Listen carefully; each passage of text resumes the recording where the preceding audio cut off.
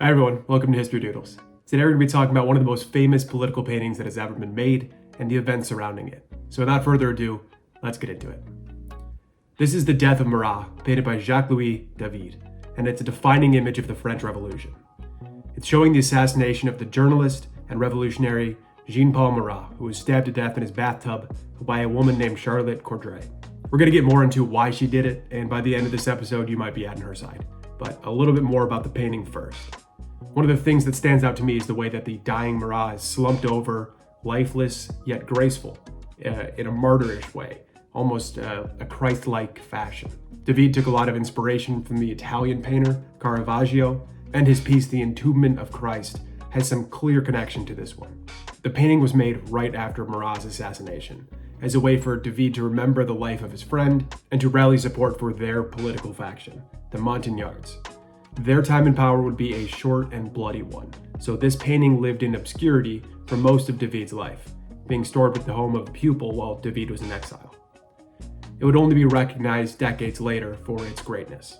So stepping back, who was Marat, and why did he get stabbed in a bathtub? Well, this event took place in 1793, a year where the violence in the French Revolution was reaching new heights, and Marat was one of the most vocal and radical voices pushing openly for violence in his newspaper, The Friend of the People. So that you get an idea of how out there his takes were in this newspaper.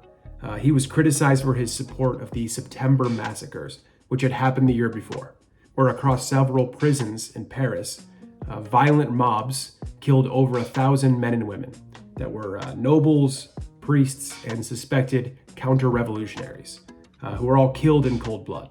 A famous surviving account of this event described it writing, quote, "It is completely impossible to express the horror of the profound somber silence that prevailed during these executions. It was interrupted only by the cries of those who were sacrificed and by the saber blows aimed at their heads." End quote.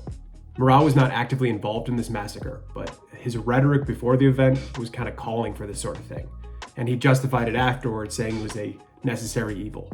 Escalations like this caused a divide between the two most prominent political factions of the day, the Montagnards, who were more extreme, and the more moderate Girondins. Marat and the painter now turned revolutionary David were prominent members of the Montagnard faction, and they saw this escalation and terror as an indication that the people were taking back power from the Ancien regime that had exploited the common man for so long. The Girondins saw this excess violence as both morally reprehensible and counterproductive to the revolution, and young Charlotte Corday was in that camp.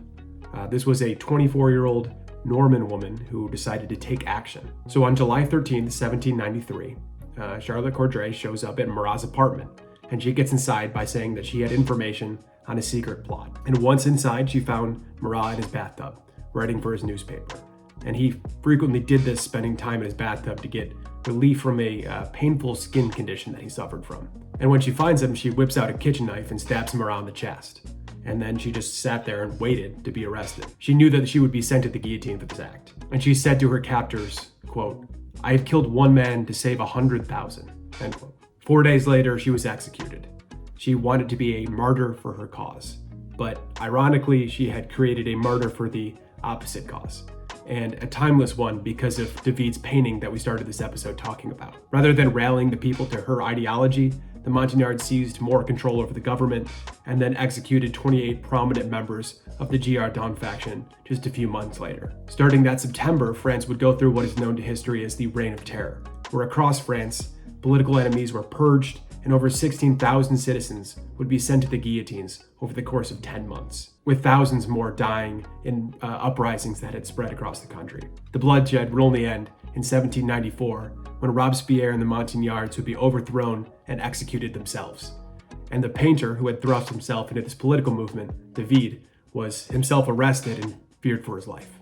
Thank you so much for watching. I hope you enjoyed this. And if you did, it'd be really helpful if you can like and subscribe. I hope to see you next time.